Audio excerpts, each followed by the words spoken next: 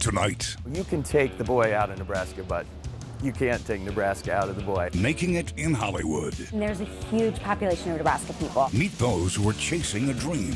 Where this place is a beast. What advice can be shared? Patience. For the next half hour, Dreams do come true. We're proof of it. Nebraska and Hollywood collide. Leave it all on the field. A WOWT 6 News special, Homegrown. Here now, Brian Mastry. Good evening. I'm Brian Mastry, coming to you from Southern California tonight. As we grow up, we're often told to dream big. And for many people, that definition is making it here in Hollywood. Tonight, we'll talk to some Nebraskans who now call Los Angeles home. Is there a secret to their success? On a Tuesday night, friendly banter I feel like we're about to get hustled. sounds like a conversation at any metro bowling alley. You want to knock over the pins? A place where the winner gets bragging rights and a Creighton Blue Jay souvenir. I'm serious. Whoever has top score gets the bobblehead if they want it. Can I get some? Some up top? A little up top action? They all have two things in common. It's just a strong network of professionals on many levels. They went to the same high school and now work in the same industry, in the same town. We don't have titles per se, but I would, if you were using I'm the leader of the group. I'm one of the guys who founded the group. Good job, Tom. It's called Hollywood Prep. Their careers center on Hollywood, the entertainment industry. It's where they live and where they are bowling tonight, downtown Los Angeles. The prep comes from where they grew up, Creighton Prep in Omaha. Bob Wiltfong, class of '88. These are brand new to the wardrobe. They debuted the shirts for our camera. This is my high school pep rally character name, Crazy Bob. And '88 is the year I graduated from prep. So you do the math, you figure out how old I am. Bob Wiltfong didn't go straight to Hollywood after graduating. He began a career in local TV news and gave it up to do comedy. 6 months after 9/11, I decided to quit TV news, take the leap, and pursue the dream of acting in comedy, which is basically unemployment. Let's be honest. It's basically unemployment, interrupted periodically by jobs. So I did that in 2002, got fortunate to hit some credits that kind of made me in the comedy world. And the work is awesome. The hustle is the hard part with this job. Big credits people know me from is I did some bits on the Chappelle Show, which then helped lead to a year as a correspondent on The Daily Show with Jon Stewart. When your home, auto, and life insurance... And then the other big credit that people recognize me from periodically, less so now, is as the world's greatest spokesperson in the world for Nationwide Insurance and TV commercials. I might be one of the oldest members of Hollywood Prep. Frank Meerwald graduated from Creighton Prep in 1968. Hollywood Prep seems to have gotten me, back in contact with a lot of people from Prep. Hey! Oh! When I was at Prep, I thought I wanted to be an actor. Here he is during a Prep production of A Christmas Carol, aired live on WWT in 1965. I did get to point in A Christmas Carol. His post-production TV credits range from Benson to 2.5 Men to this new series on Amazon, Just Add Magic. This cookbook is at least 500 years old. Basically handle everything after it leaves the stage, it comes to me. Even though he's behind the camera, Frank Meerwald found his sweet spot. The deal is I love what I do. That's the most important thing. That's why I put in these hours. So I could have put up the kid bumpers on any of us. And I almost did it. Just to be a goof. To me, right now, it feels like you kind of have to be, a jack of all trades, master of none. You got to have your hand in everything. Just because it seems like there's no more specialists anymore. Timmy Tamasia graduated from Prep in 1995. He went to Marquette University, then New York and Chicago, before becoming an improv teacher in Santa Monica, California. He's quick to point out, he's a much better writer and actor than bowler. I think there's a misconception about what success is in the entertainment business, and if you're not in movie theaters or some YouTube star, then you may not be successful, or on Broadway. So, yeah, I feel pretty good about what I've done. Class of 1996, Hollywood. And we're still going strong. This is an incredible group of people out here. Probably about 30 of us that get together. I had worked at Warner Brothers for a decade without knowing this group. And so when I heard about the group, I was really excited that there's some guys from Omaha that work in the entertainment business, and not just a few guys. It became a group of 30 guys now at this point that all do something creative in entertainment, all from Crate and Prep. Once in Hollywood, Sean Cawley quickly realized that he has to feed his creative side and pay the bills. Real estate working okay for you? Is that your main income? The two don't always go together. When I first got to Los Angeles, I thought I'd be working in one specific place. And I found over time that you actually have to wear many different hats to find a way to make your creative dreams come alive. So for me, it's music, screenwriting, and making films, in addition to selling real estate. So you do a little bit of this, a little bit of that to make things happen. You think it's everyone's got it made. You've come out to Los Angeles and you're making movies or making entertainment, you're working with celebrities. It's very sexy. And truthfully, it is a sexy business to be involved in, but at the end of the day, I think you really have got to be somebody who's just going to be pushing and pushing to do more and more. I do shows at the Groundlings in Los Angeles. Scott Biener graduated from prep in 1991. He came to Hollywood 9 years later. I think there's people that are quick enough in real life that they sort of get their yayas just making people laugh in life. And so they don't have the impulse to get up on stage and do improv comedy. And then I think there's people that often in life feel like, oh, I could have said that if I would have, darn it. And so they're all pent up and they're dying to get on stage and do improv. And I'm probably one of those people more than the guy that says funny stuff in real life all the time. What should I do? Start looking like a rocker. Okay, all right, give me a chance, guys. This can't be my last night in the band. Along the way, he's acted in a number of TV shows and commercials. With commercials, it's sometimes you don't hear people say like, oh, brilliant work, but I mean, everyone knows, hey, it's a paycheck, you got a job. That's the name of the game. We asked, any advice to pass along to future graduates? Don't do it if you aren't dying to do it, because it's hard. But I remember when I was high school age, asking my dad if he thought it was possible to make a living as an actor. And I remember he said he thought it seemed like the kind of thing where you needed to be willing to be poor for a long time. And you do. but doing it, having pursued it this long, I can tell you, just don't quit, because everybody quits. And if everybody quits and you don't quit, eventually you get the job. I mean, I've gotten some jobs, and sometimes that's why. It's because, you're still here. Look at this guy! Hollywood prep. At the very least, it's a comfortable sounding board for those who ventured 1,500 miles from home to pursue a dream. Well, you never make it. That's just it. You never fully make it because you always want more. I think if you are out here as an entrepreneur in Los Angeles, you're always striving for more. And I gotta tell you, this is exactly why this group exists, because we're all pushing each other to just be our very best. Yes and no, I've made it. Yes, I've hit with some credits that most people would say, okay, you made it. Like, I became a known quantity in Hollywood to a certain degree. I have a brand. I got paid enough that I made a living for a while as just nothing more than an actor. And as an actor, that is success. So I've had that twice in my career. Most people are lucky to get once. That's how hard it is. So yes, I've made it in a way, but on the other hand, I haven't made it because I just took a job as a barista at Starbucks, Brian. That's where I'm at. So, I'm just trying to make ends meet.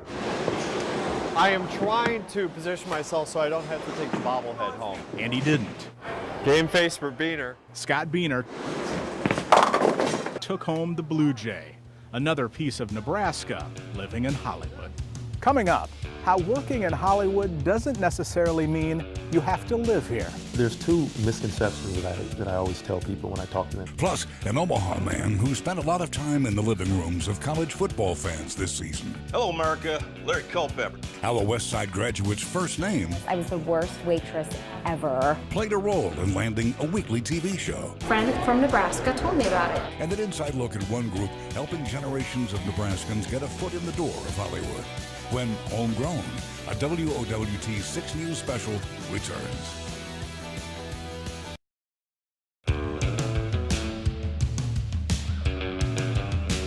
Everybody's nice. That's what I always forget about. People hold the door for you.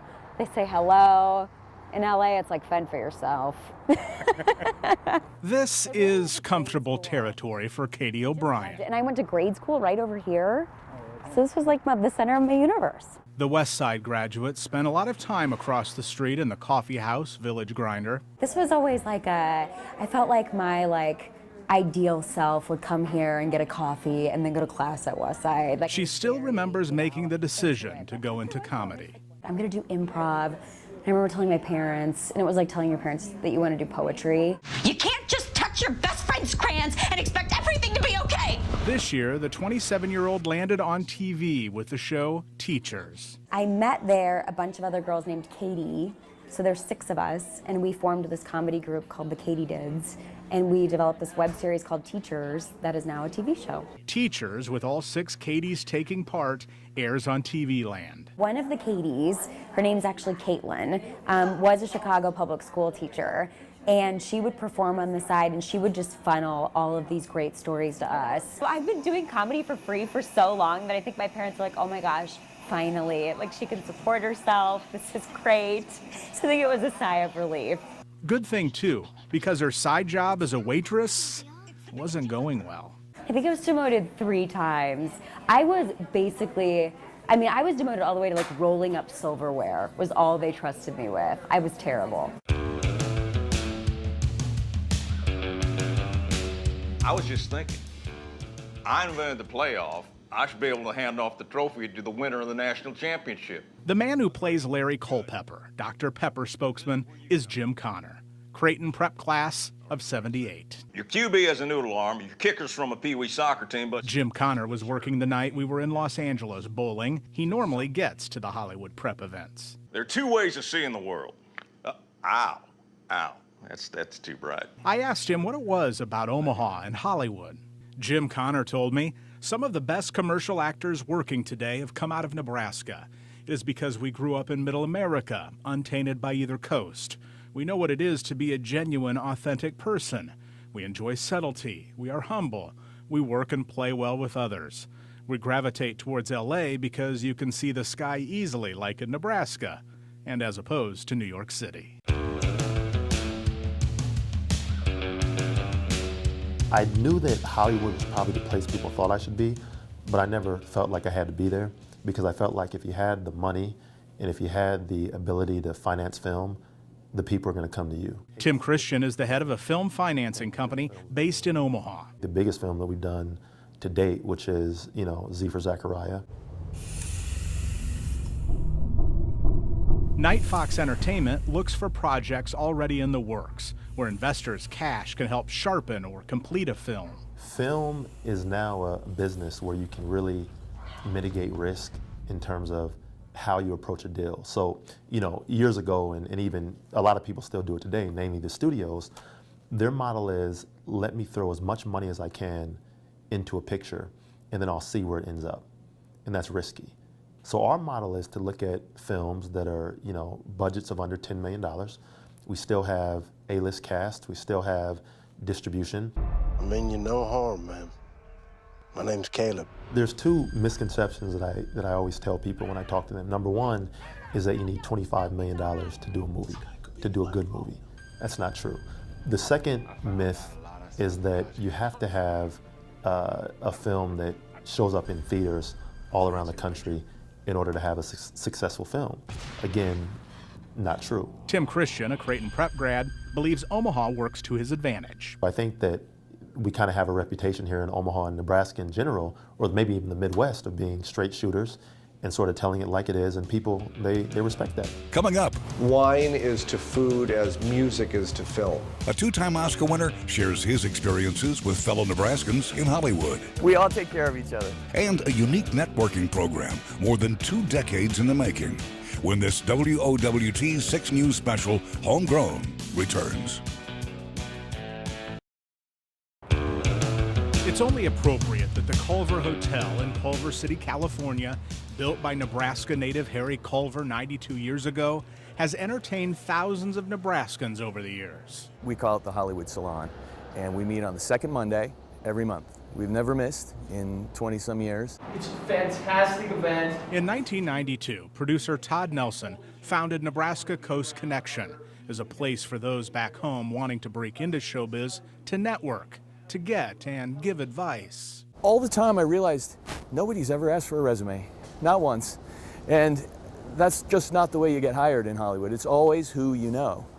And at some point I'd met a lot of Nebraskans, but they didn't know each other. I thought, this has got to change. We could really do some work together if we pooled our resources. So they kid me that I'm the godfather of the Nebraska Mafia. I want to introduce our main guest of the evening, Mr. Alexander Payne. Every month, someone in the industry, often from Nebraska, shares their story. On this night, it's two-time Oscar winner from Omaha, Alexander Payne. It's my mother's favorite among my films. Like, I showed her Nebraska, and she goes, yeah, it's okay. Yeah, why can't you make more like Election? A Kearney, Nebraska man created the hit NBC show, The Blacklist. John Bokenkamp won a writing competition after his friend, Todd Nelson of Nebraska Coast Connection, urged him to do so. Since then, he's written for movies and television. It is a very interesting and different journey for a movie that would take 6 years to make, right? And maybe it gets made, maybe it doesn't get made, maybe there's a compromise away. And this, which just happens, and it's just, you got to get it done, and you got to just sort of go with your gut. It's clear the Nebraska Coast Connection is a slice of the Midwest tucked in the middle of Hollywood. I always like to tell people that when you're part of the group, you never go homeless. You don't need to live in your car. We will always find a couch somewhere for you, and you don't have to go hungry or lonely on Thanksgiving. We will embrace you with a warm, big red hug. So often you're at a party in Hollywood and everybody is talking about what they do, and here we're talking Husker sports, what our favorite flavor of Runza is. Here you have people who are in the same boat that you are, who are looking for work, are trying to make it. They're going to go through some bad times. They're going to go through some great times. And, you know, if you have each other's back, you're going to be there for each other. You may even get serenaded by one of Nebraska's stars. There is no place like Nebraska. Still ahead, Oscar winners who choose to live not in Hollywood, but in the Metro, when Homegrown, a WOWT 6 News special, returns. Welcome back to Homegrown. This broadcast wasn't meant to include everyone making a Hollywood connection from Nebraska. After all, there are many people having success, and we just can't fit them into a half-hour broadcast. Not to mention those who paved the way and are no longer with us. Acclaimed actor Marlon Brando spent his early years in Omaha. So did Fred Astaire, Dorothy McGuire, and Henry Fonda. And Johnny Carson's legacy can be spotted all over the state. There's so many greats from Nebraska. What is it about this small state in the middle of nowhere that provides all this wonderful talent to Hollywood and communication and news? And so what is it? What is it? I can't tell you. I really don't know, even after all this time, but I can tell you every month at the salons we have such talent in the room. And you know, the next generation, the next wave of the Henry Fondas and Marlon Brandos and all are on the way. Both Fonda and Brando won Academy Awards. And besides Alexander Payne, did you know 2 others are living in the Metro with Oscars? Mike Hill, who edited Apollo 13, and... It's pretty heavy. That's all right. My children have weighed it several times. I think they say they've come with the conclusion of 8 pounds. Mauro Fiore keeps his Oscar in his Elkhorn, Nebraska home. Mauro Fiore, cinematography for Avatar, 2009. Years ago, he met his wife, a costume designer, on a movie set. She's from Omaha. This was the last project I'd work on, a present from Denzel Washington. Most of his souvenirs are tucked away in the far corners of his house. It's just so funny because we like don't sort of like ritualize any of this stuff. Like, okay, this is what Dad does. No doubt Mauro Fiore is honored, especially doing what he knows, making movies. It's not really like a glamour thing or the reason why you do it. Whether it's in Nebraska or Hollywood or somewhere else.